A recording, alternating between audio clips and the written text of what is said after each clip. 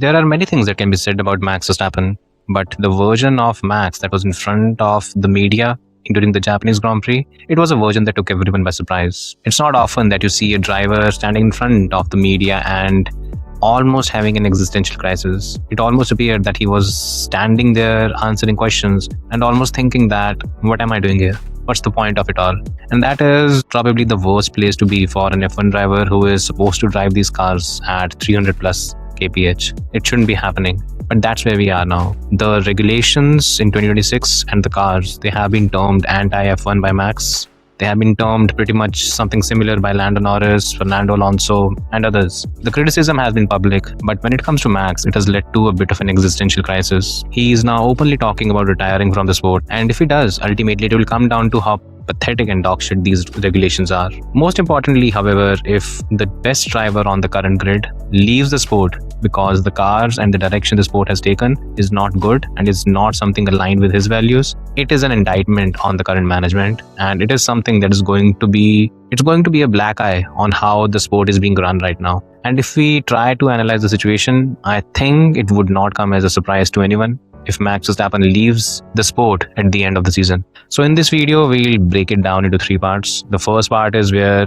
I'll talk about why these regulations are dog shit. I'm sorry, I don't have any other word for it. Then I'll talk about why the Max Verstappen retirement, it is realistic. It could possibly happen. And finally, I'll talk about why ultimately it is going to be a major blow for Formula One as a sport. So first of all, let's talk about these regulations and why they are the way they are. When we talk about these regulations, the reason why they've attracted this much criticism from almost every corner and why a lot of hardcore fans are questioning why we have such kind of regulations, I think first of all, it starts from the very basic tenet and basic DNA of these regulations, the power unit.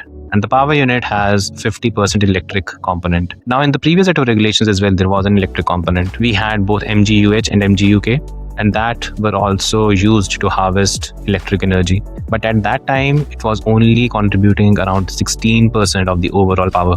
Hence, the contribution was minimal, and hence the charge or whatever, it could be done throughout the lap without making too many measures. But when it's a 50% component, drivers are essentially forced to harvest electric power through the chunk of the lap, and then that electric power is expended on the straights. So what that essentially means is the fast speed sections, they are not fast speed anymore. You're just harvesting electric power through that. You are not going to try and do any late braking maneuvers because that is the section where you're going to harvest power. And the same holds true for various sections where ideally drivers would push their car to the edge of the grip. Now you cannot do that. So essentially what happens is throughout a lap, drivers are being forced to underdrive their cars, and essentially the harvested power is the one that is making the difference. It's not really about how well a lap is driven. It's more about how much power you've been able to harvest during a lap. And that is essentially a question mark on the DNA of the sport, because that was never the case. If drivers are turned into just electric power harvesting machines, then that's not something they train for throughout their lives. And that's not how a driver is supposed to make a difference. And that is exactly something that a lot of drivers, be it Max Verstappen, Lando Norris, Fernando Alonso, Carlos Sainz, Esteban Ocon, Oli Bearman, and you can continue with this list. Far too many drivers have come out and said that this level of harvesting, it is too much of a limitation on a driver's skill set. Now, to add to all of this, we have 50% electric power component, which is to be expended during a lap. Now, this electric component, it is not essentially controlled by the driver. It is deployed using algorithms and machine learning. So almost half of the power during a lap is not in driver's control. So when they are pushing or not, they don't really know how much of a variance there's going to be. And that is not what Formula One is supposed to be. And that is exactly what someone like a Max Verstappen or a Lando Norris, or you can just go through the list, why all of these drivers are not happy with it. And for now, I've not even touched on the safety side of things, especially after what happened with Oli Bearman in Suzuka.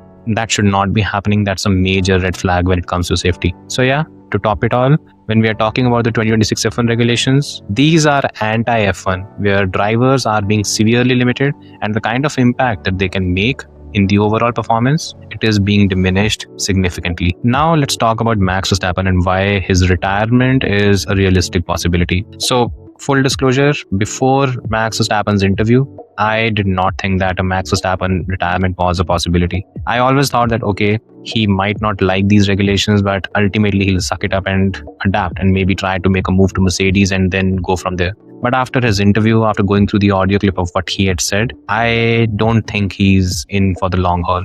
I don't think he likes these regulations, and I think there is a certain level of existential crisis that he's facing, especially because when we talk about Formula One, there has to be a certain level of motivation attached to a driver so that he can go ahead and compete for 24 race weekends. And it does appear that Max Verstappen is struggling to find that motivation. So when we talk about Max, he has already achieved far more than he would have wished for and far more than what many drivers on the F1 grid would ever aspire to. He is a 4-time world champion. He has put together some of the best championship campaigns in the sports history, be it the number of wins, podiums, pole positions, whatever.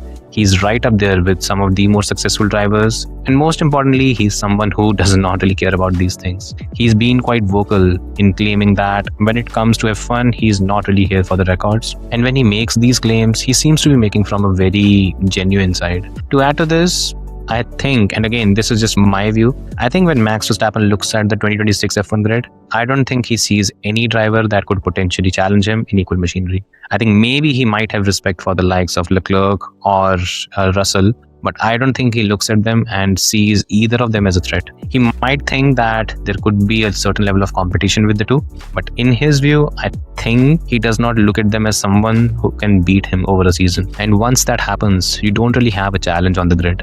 And finally, he hates these regulations. He hates driving these cars and he hates racing with them. So overall, if a driver has to commit to a 24 race season, if he has already achieved all he wanted to, if he doesn't see his competitors as, well, competition, and if he just hates racing with the current set of regulations, where is the motivation to continue? There isn't. That's just the reality. And that's why I think it would not come as a surprise if Max leaves at the end of 2026. Finally, let's take a look at this from Formula One's perspective. Now, if Formula One ends up losing arguably the benchmark on the grid because the cars are not good enough, I think that would be a massive PR blow. Now, Formula One is already tackling what seems to be a massive backlash from the fans. There is a section of fans that are happy because, again, there is action on track. But then there is also a lot of discontentment. A large chunk of the current Formula One grid, when I'm talking about the drivers, they are not happy with where these cars are. And if the drivers are not happy, their fan bases are not happy. And that is just how the sport works. More importantly, when we talk about F1, F1 has always been the biggest challenge for any competitor.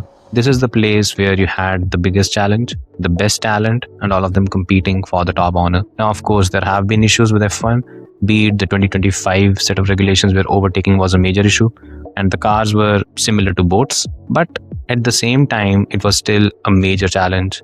And if a driver was able to put together a sensational pole lap, that lap saw the driver extracting every tenth that was on the table. In essence, those regulations were still a major challenge. When we talk about 2026, that challenge is gone. Charles Leclerc has said it multiple times that in qualifying, he sometimes feels he cannot make a difference because if he tries to push the car a bit, he ends up going slower on the straight. And that's something that cannot be acceptable in any which way. So yes, we'll see what happens with these set of regulations. At least for now, there has been a certain level of admission from F1 and the FIA that, of course, things need to change to a certain extent. How much of a change we see, we don't know that yet. But if Max ends up leaving the sport at the end of 2026, it's going to come down to the fact that the sport is not going in the right direction. And while many have made it a habit to question why he's doing that, I think the bigger question has to be that these cars are not challenging enough and the direction that they've taken, it's not a good one.